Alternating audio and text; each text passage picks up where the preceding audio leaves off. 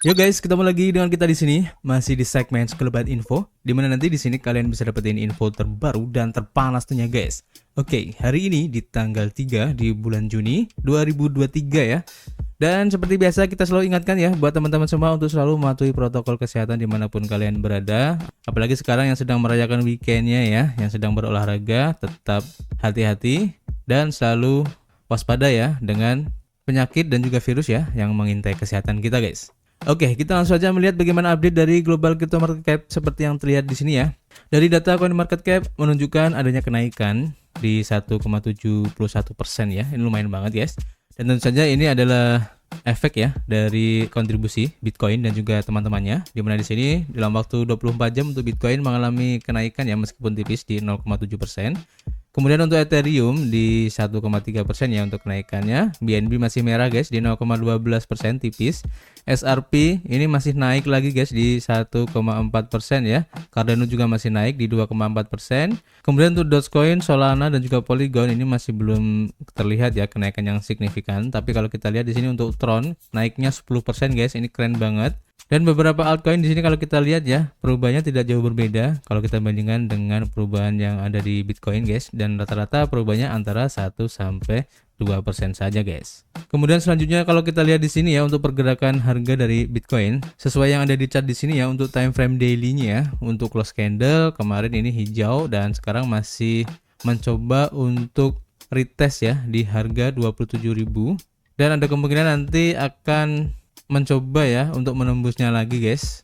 Tapi kalau kita lihat di sini ya di close candle-nya sebenarnya ini sudah membentuk suatu pola yang disebut dengan bullish engulfing guys. Ini terlihat di sini untuk close candle-nya bodinya lebih besar dibandingkan dengan body dari candle sebelumnya guys. Kalau kita melihat dari polanya ini kemungkinan besar nanti akan tertahan di area $27.000 ya dan akan mantul lagi, kemudian akan mencoba retest di area ungu selanjutnya guys di harga sekitar 28.000 guys. Kita nantikan apakah sesuai dengan skenario ini, dan saran aja buat teman-teman semua yang masih mencari area DCA ya, kalian bisa manfaatin harga di sekitar 26.500 atau di 26.000 guys, atau yang lebih konservatif lagi kalian tunggu aja di $25.000 guys. Oke, dan kita langsung saja menuju ke informasi yang pertama guys. Kita lansir dari harian watcher.guru ya, dan di sini diinformasikan bahwa untuk unemployment rate ini mengalami kenaikan ya, yaitu tingkat pengangguran untuk Amerika Serikat meningkat menjadi 3,7% guys.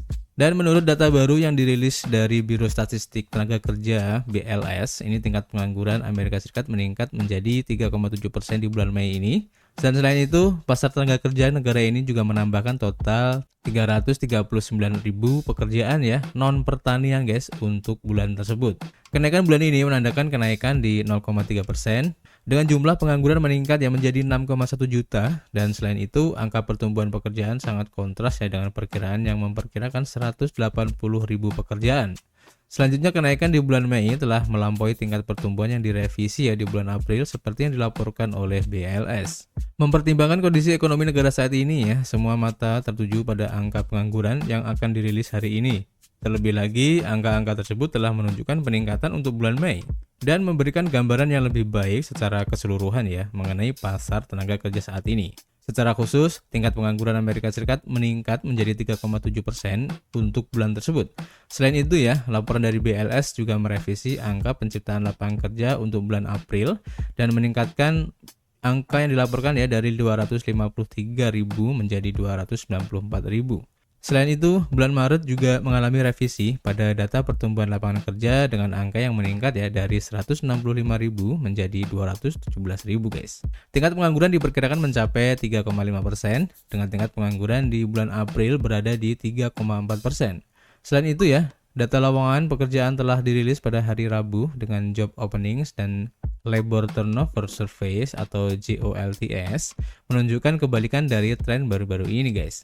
Secara khusus, setelah berbulan-bulan mengalami penurunan, baik bulan Maret maupun April mencatat peningkatan. Lowongan pekerjaan melonjak dari 358.000 ya menjadi 10,1 juta setelah jatuh di bawah angka 10 juta antara bulan Februari dan Maret. Selain itu, survei mencatat ya bahwa PHK juga turun antara bulan Maret dan bulan April. Dan memang angkanya ini turun ya di 264.000 dan berada di angka 1,6 juta guys. Oke, kita akan lihat nanti efek dari kenaikan NFP ini ya, atau unemployment rate, apakah akan berimbas ke market secara global atau enggak. Nanti kita akan update lagi. Dan kita langsung menuju ke informasi berikutnya ya. Seperti yang dilansir dari Bitcoinis, di mana di sini diinformasikan bahwa Circle ini mengumumkan guys peluncuran native USDC di jaringan Arbitrum guys, yang bertujuan untuk transaksi yang lebih cepat tentunya ya. Jadi Circle sebagai pengembang stablecoin USDC ini akan memperkenalkan versi asli untuk tokennya di jaringan Arbitrum. Langkah ini bertujuan untuk meningkatkan kecepatan transaksi dan meningkatkan interoperabilitas dalam ekosistem blockchain-nya. Circle telah menjadwalkan peluncuran versi asli untuk USD Coin yang baru pada tanggal 8 Juni nanti guys. Dalam postingan blog resmi ya, Circle menguraikan rencananya untuk mengganti versi USDC Coin yang ada saat ini ya, yang saat ini merupakan token berbasis Ethereum dan di bridge atau dijembatani ke Arbitrum. Token asli yang baru akan beroperasi secara langsung di jaringan Arbitrum dan akan menjadi versi resmi USDC dalam ekosistem Arbitrum. Transisi ini pada akhirnya ya akan menghapus versi USDC yang di bridge yang berasal dari jaringan Ethereum. Adopsi jaringan Arbitrum oleh Circle bertujuan untuk mempercepat transaksi melalui pemanfaatan protokol transfer lintas rantai atau CCTP. Protokol ini memfasilitasi transfer aset antar blockchain dan mendorong penyatuan likuiditas dan memungkinkan USDC untuk berpindah secara natif ya ke dan dari Ethereum dan rantai yang didukung lainnya. Circle mengantisipasi waktu transfer yang lebih cepat, menghilangkan penundaan penarikan. Keputusan untuk meluncurkan versi asli USDC di Arbitrum muncul di tengah-tengah lingkungan pasar yang menantang ya untuk stablecoin ini guys, di mana banyak perusahaan yang beroperasi di bidang ini mengalami penurunan pangsa pasar selama setahun terakhir ini. Tidak terkecuali Circle juga ya. Data CoinGecko menunjukkan penurunan kapitalisasi pasar untuk USDC dari 55 miliar dolar menjadi hanya 29 miliar dolar guys selama periode tertentu. Namun satu pengecualian yang penting ya dari tren ini adalah Tether USDT yang pangsa pasarnya justru tumbuh dan stablecoin USDT-nya ini telah mencapai kapitalisasi pasarnya lebih dari 83 miliar dolar guys. Dan ini telah menembus all time high-nya guys. Langkah Circle untuk memperkenalkan versi asli dari USDC ya di jaringan Arbitrum ini merupakan upaya untuk meningkatkan kecepatan transaksi dan mendorong interoperabilitas dalam ekosistem mata uang kripto. Dengan memanfaatkan protokol transfer lintas rantai, Circle ini bertujuan untuk menyederhanakan ya pergerakan USDC antara Ethereum dan rantai lain yang didukung. USDC saat ini merupakan stablecoin terbesar kedua ya di pasar kripto dan mata uang kripto terbesar kelima. Dan saat ini USDC memiliki kapitalisasi pasar sebesar 28,9 miliar dolar guys. Stablecoin ini telah kehilangan patokannya terhadap dolar Amerika Serikat pada bulan Mei kemarin ya, ketika terungkap bahwa ia memiliki sekitar 3,3 miliar dolar cadangan di Silicon Valley Bank kemarin ya, yang runtuh pada awal tahun ini. Namun stablecoin ini mendapatkan kembali patokannya tidak lama setelah itu dan telah mempertahankannya sejak saat itu guys. Sering berkembangnya pasar stablecoin masih harus dilihat ya bagaimana keputusan strategis ini akan berdampak pada posisi pasar Circle dan adopsi USDC yang lebih luas tentunya guys. Kemudian kita lanjut dengan informasi berikutnya ya. Kita lansir dari harian Crypto Globe, di mana di sini diinformasikan bahwa salah satu analis kripto yaitu Willy Woo ini meluncurkan yang namanya Sazecrash, yang merupakan hedge fund kripto tingkat institusional pertama guys yang dikelola oleh bank. Ini menarik ya. Jadi dalam perkembangan terbarunya ya, seorang analis mata uang kripto yang terhormat yaitu Willy Woo, ini juga termasuk salah satu analis terkenal ya, telah mengumumkan peluncuran Sazecrash yang merupakan sebuah dana lindung nilai ya kripto tingkat institusi. Berita ini dibagikan oleh Wu sendiri ya melalui serangkaian tweet pada tanggal 2 Juni 2023 dan juga Willy Woo yang terkenal dengan pendekatan berbasis data untuk memahami dan meramalkan pasar mata uang kripto telah mengerjakan proyek ini selama 18 terakhir ini guys. Keahlian Wu terletak pada analisis on-chain dan wawasan pasar. Dia terutama dikenal karena karyanya dengan Bitcoin, menganalisis data blockchain untuk mendapatkan wawasan tentang tren pasar, perilaku investor, dan fundamental jaringan. Penelitiannya seringkali berkisar pada metrik seperti volume transaksi, pola transaksi on-chain, dan indikator sentimen pasar. Sazecrash ini seperti yang dijelaskan oleh Willy Woo ya, adalah yang pertama dari jenisnya guys, yang merupakan dana lindung nilai kripto yang dikelola oleh grup perbankan. Ini menandai tonggak pentingnya dalam integrasi perbankan tradisional dengan bidang mata uang kripto yang sedang berkembang. Dana ini diluncurkan setelah acara 3 hari yang intens di Jenewa atau Zurich ya, di mana tweet dari Wu yang juga mengungkapkan bahwa Syscrash ini ya adalah bank swasta butik yang menyediakan layanan manajemen kekayaan untuk individu dengan kekayaan bersih yang tinggi guys. Dia mengungkapkan kegembiraannya karena menemukan banyak klien mereka yang memiliki pandangan ke depan, berjiwa wirausaha, dan terbuka ya terhadap masa depan aset digital ini.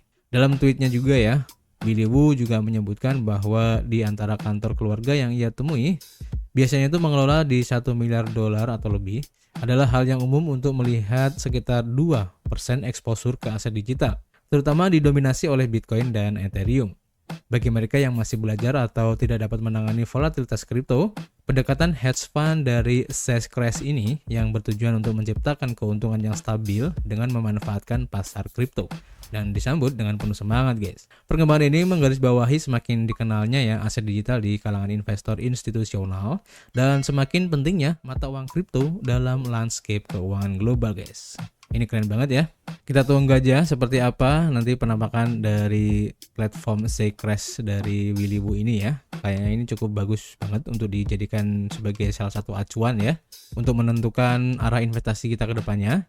Dan kita lanjut ke informasi berikutnya seperti yang dilansir ya di sini dari Harian Z Crypto, di mana di sini diinformasikan bahwa Bank Rusia yaitu Rosbank ini menguji cobakan guys untuk transaksi mata uang kripto lintas batas dengan klien korporat dan pribadi. Nah, ini menarik ya. Bank Rusia yaitu Rosbank ini telah menjadi bank terbesar pertama di negara tersebut yang meluncurkan pembayaran mata uang kripto lintas batas dengan bantuan fintech perantara untuk melakukan transaksi guys. Menurut Vedomosti, perwakilan dari Rosbank menyatakan bahwa bank tersebut telah melakukan pengujian dengan klien korporat dan juga pribadi. Solusi baru ini memungkinkan pembelian mata uang kripto di luar negeri menggunakan dana importir yang kemudian ditransfer ke penyedia asing. Perusahaan fintech Rusia B-Crypto ini bertanggung jawab ya untuk memberikan dukungan teknis untuk transaksi mata uang kripto. Oleh karena itu, semua perusahaan Rusia harus melalui proses verifikasi atau KYC yang harus disetujui ya oleh Rosbank dan B-Crypto untuk menggunakan layanan mata uang kripto yang baru. Setelah verifikasi KYC ini disetujui, maka importir dan juga B-Crypto menandatangani kontrak di mana klien setuju untuk menyetor dana fiat ke dalam akun Rosbank untuk membeli mata uang kripto. Selanjutnya, bank akan mentransfer uang tersebut ke B-Crypto yang menangani pembelian mata uang kripto di negara-negara tersahabat dan mentransfernya ke penyedia asing. Alexei Voylukov sebagai wakil presiden Asosiasi Bank Rusia menegaskan ya bahwa meskipun Rosbank adalah bank besar pertama yang menawarkan solusi ini, bank-bank yang lebih besar masih belum menyediakan layanan serupa ya karena kurangnya likuiditas mata uang kripto yang diperlukan untuk melayani klien mereka yang lebih besar. Edward Davidov sebagai seorang senior partner di Emmett Law Firm mengatakan bahwa penggunaan mata uang kripto dalam transfer lintas batas dapat menimbulkan kekhawatiran ya terkait penghindaran sanksi karena banyak negara yang mengambil langkah untuk memasukkan transaksi mata uang kripto ke dalam rezim sanksi mereka guys. Dalam jangka panjang, menggunakan mata uang kripto untuk pembayaran lintas batas ini dapat menyebabkan konsekuensi hukum bagi negara-negara yang berpartisipasi ya yang mencoba menghindari sanksi dengan menggunakan mata uang kripto ini. Akan tetapi untuk negara yang berada di bawah sanksi atau legalitas ini mungkin bukan masalah ya yang paling mendesak bagi mereka, dan banyak negara seperti itu guys termasuk Kuba, Venezuela, Iran, Irak, dan Rusia ini tidak memperdagangkan komoditas utama ya secara bebas guys. Saat ini Rusia adalah negara yang paling banyak dijatuhi sanksi di dunia ya setelah invasi ke Ukraina dengan akumulasi lebih dari 13.263 sanksi guys. Sebagian besar dari Amerika Serikat dan Swiss menurut data dari Castellum. Jadi ini menarik ya dan membuktikan bahwa Rusia memang benar-benar gercep ya atau gerak cepat untuk segera menggunakan teknologi blockchain ini, dalam hal ini adalah kripto ya untuk transaksi perbankannya, dan ini terbukti dari salah satu bank di Rusia yaitu Rosbank yang sudah menguji cobakan transaksi mata uang kripto lintas batasnya guys. Ini akan keren banget, kita tunggu aja nanti update-nya seperti apa. Kemudian kita lanjut ke informasi terakhir ya, kita lansir masih dari Z Crypto dan di sini diinformasikan bahwa Coinbase guys ini mengumumkan peluncuran Bitcoin dan Ethereum futures di bursa derivatifnya. Nah, ini menarik ya. Coinbase sebagai aset digital terkemuka di Amerika Serikat telah mengumumkan rencananya ya untuk meluncurkan kontrak perdagangan berjangka Bitcoin dan Ethereum secara institusional di bursa derivatifnya pada tanggal 5 Juni. Produk yang akan diluncurkan di bursa derivatif yang diatur oleh Komisi Perdagangan Komoditas dan Perdagangan Berjangka CFTC ini akan berukuran 1 Bitcoin dan 10 Ethereum untuk membantu investor mengelola exposure. Dalam rilisnya, bursa mencatat bahwa layanan ini akan membantu investor menargetkan pengembalian yang menarik dengan biaya yang lebih rendah. Kontrak berjangka Coinbase untuk Bitcoin dengan kodenya BTI dan Coinbase Ethereum dengan kodenya ETI akan tersedia ya bagi investor melalui pedagang komisi berjangka yang terregulasi FCM dan pialang terkait lainnya. Bursa ini juga mengumumkan program insentif tambahan untuk institusi yang berpartisipasi dalam kontrak tersebut. Kontrak perdagangan masa depan lahir dari permintaan populer sebagai hasil dari produk sebelumnya. Dan pertukaran ini memperkenalkan kontrak nano Bitcoin guys dengan kodenya BT dan Ethereum dengan kodenya ET. Dan mencatat lonjakan besar ya dalam permintaan institusional untuk produk derivatif tingkat lanjut. Perusahaan ini menegaskan kembali komitmennya ya untuk menciptakan sistem perdagangan yang aman dan transparan dengan alat yang diperlukan untuk membuat para peserta ini sukses. Pada tanggal 2 Mei, Coinbase mengumumkan rencananya ya untuk membuka bursa derivatif di Bermuda dalam rencana ekspansi internasionalnya dan akan memungkinkan pengguna memperdagangkan kontrak masa depan atau futures yang berkelanjutan dengan leverage sampai 5 kali guys. Sesuai pengumuman tersebut, semua perdagangan akan diselesaikan dalam stablecoin USDC karena berusaha menyeimbangkan ya dan memberi nilai bagi para peserta. Coinbase telah menyatakan kembali komitmennya untuk mematuhi praktik-praktik regulasi di seluruh yurisdiksi seiring dengan kelanjutan ekspansi internasionalnya. Dan pengumuman kontrak perdagangan berjangka ini datang dengan bursa yang mencari kejelasan peraturan ya dari Securities and Exchange Commission atau SEC. Komisi dalam jawabannya terhadap surat mandat Coinbase menyatakan bahwa proses pembuatan peraturan ini dapat berlangsung selama bertahun-tahun guys. Tetapi akan terus melakukan tindakan penegakan hukum untuk memberikan kejelasan pada sektor ini. SEC juga menambahkan bahwa pernyataan publik bukan merupakan panduan atau pernyataan kebijakan. Sementara peraturan di Amerika Serikat ini masih belum jelas ya. Coinbase melanjutkan dorongan globalnya karena berusaha memperjuangkan pangsa pasar yang lebih tinggi dengan para pesaing guys. Ini keren banget ya, tentu saja yang dilakukan oleh Coinbase ini. Dan kita tunggu kira-kira inovasi apa atau kejutan apa lagi yang akan disampaikan ya oleh Coinbase ini. Karena Coinbase ini merupakan exchange terbesar kedua di dunia ya. Jadi apapun yang dilakukan oleh Coinbase ini pasti akan sangat berefek, khususnya bagi perkembangan kripto saat ini guys. Oke? Sementara itu guys untuk informasi hari ini, dan seperti biasa kita masih menunggu ya kritik dan saran kalian di kolom komentar. Kalian bisa tulis nanti di situ, kita bisa ngobrol banyak di dalamnya, dan tentu saja kita akan ketemu lagi guys di informasi berikutnya. Peace.